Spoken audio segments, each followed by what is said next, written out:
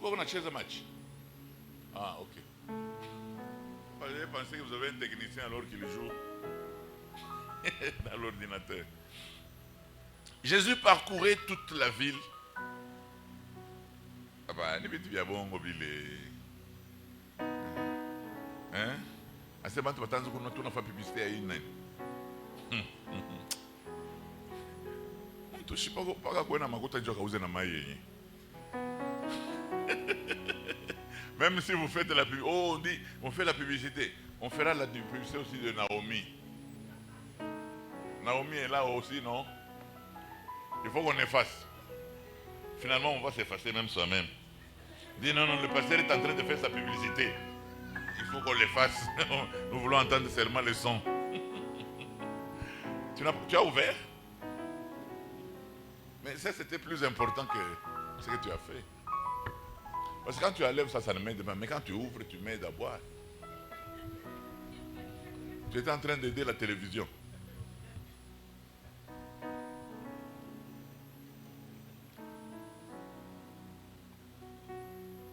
Jésus parcourait toutes les villes et les villages, enseignant dans les synagogues, prêchant la bonne nouvelle du royaume et guérissant toutes les maladies et toutes les infirmités. Continue. Voyant la foule, voyant la foule, il fut ému de compassion. Tu peux mettre même ton église compassion, il n'y a pas de problème. Il fut ému de compassion pour elle parce qu'elle était languissante et abattue, comme des brebis qui n'ont point de berger. Continue. Alors il dit à ses disciples, est-ce que vous savez que Jésus était avec ses disciples? Mais il dit à ses disciples, la moisson est grande, mais il y a peu d'ouvriers. C'était facile de dire à ses disciples, attaquez, ne me laissez pas moi seul. Attaquez, comme ça, hein, on travaille à 13. Donc vous 12 avec moi. Parce que jusque-là, il n'y a que moi qui fais. Non. Il dit, priez. Ça, c'est ce qui est plus important. J'ai mis la partie supérieure juste pour introduire cette partie. Priez donc le maître de la moisson d'envoyer des ouvriers dans sa moisson. C'est-à-dire que cette affaire n'est pas une affaire de désir. C'est une affaire du maître de la moisson. Vous savez, dans la maison de Dieu, ce n'est pas que toi tu vas avoir envie de faire une église. Non. Est-ce que le maître de la moisson t'a choisi?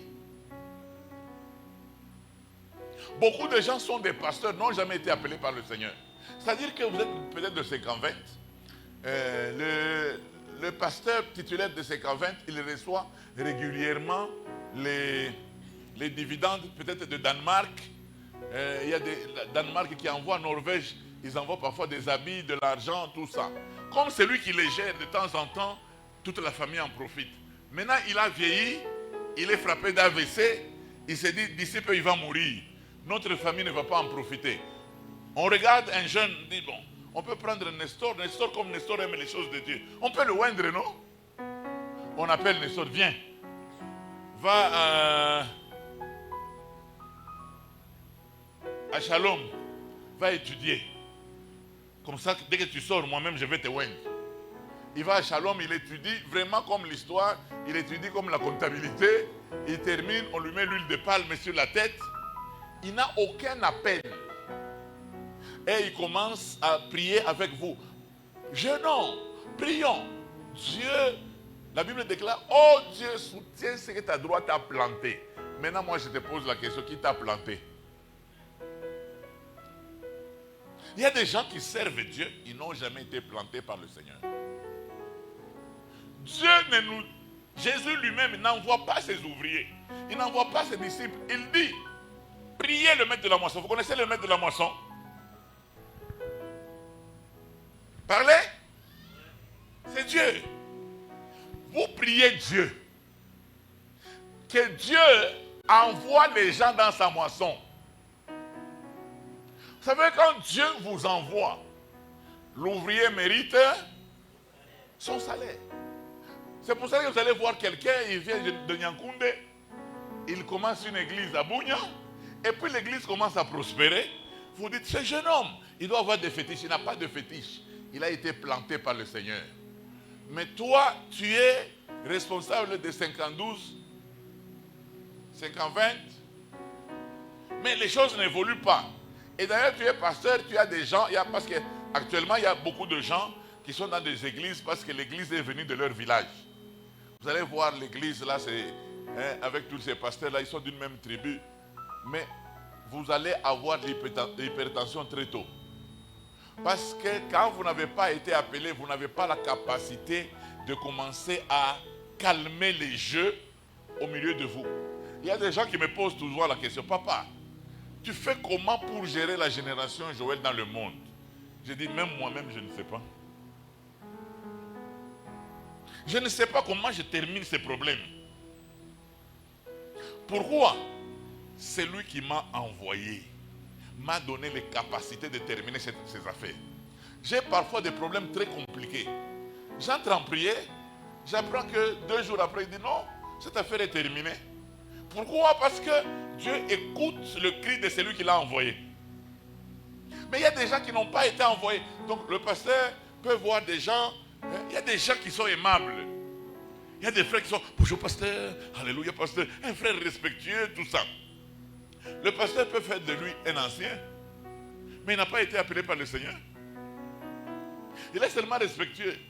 Moi, je préfère un appelé impoli qu'un non appelé poli. Parce que Dieu ne va pas soutenir la politesse. Il va soutenir son appel.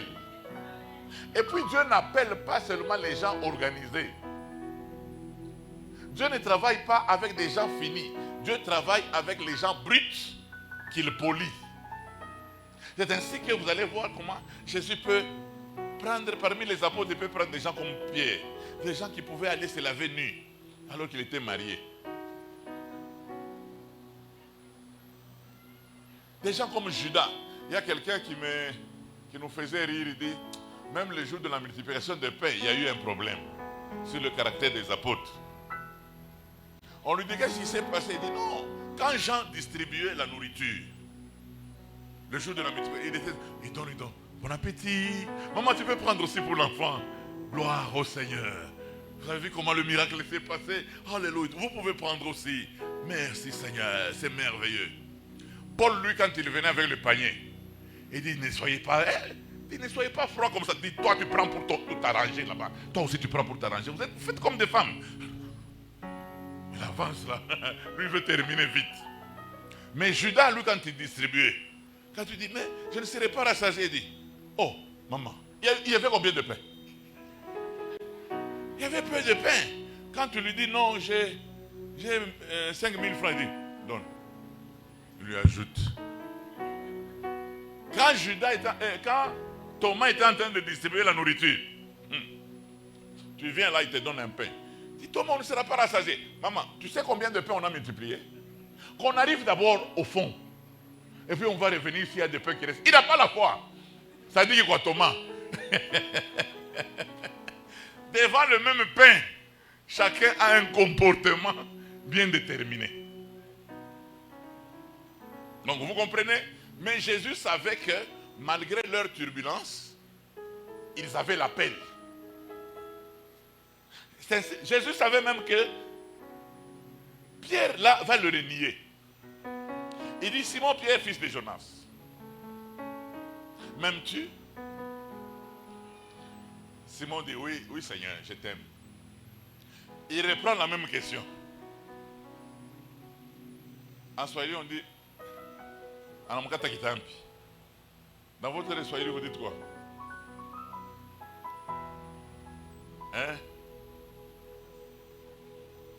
C'est-à-dire qu'il regarde Jésus, il lui dit, tu le sais.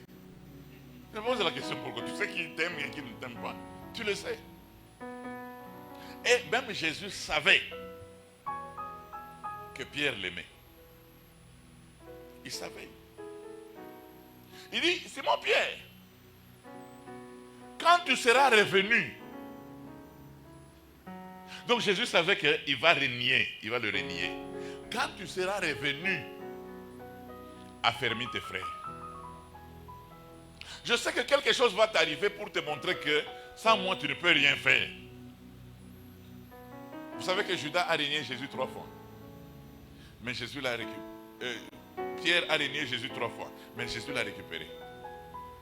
Et lui a donné même l'église. Il dit, Simon Pierre, même les portes, sur Pierre je bâtirai mon église, même les portes de l'enfer ne prévaudront point contre elle. Maintenant, je fais entrer le premier principe chez les leaders. Un leader ne doit pas travailler pour lui, il travaille pour le peuple. Maintenant, ne donnez pas la responsabilité. Vous me suivez? Aux brebis que vous aimez. Ça y est? Donnez par contre la responsabilité aux brebis qui vous aiment. Est-ce qu'il y a quelqu'un qui me comprend? Les gens que vous aimez sont capricieux. Sont souvent capricieux, surtout quand quelqu'un sait que le pasteur même peut dire non, tu peux venir là, papa, je peux venir même à 18h. Il sait que papa ne peut pas faire une chose sans moi. Mais l'homme qui aime le pasteur, si le pasteur dit on se voit à 15h, il vient. Il dit Daddy n'est pas encore là.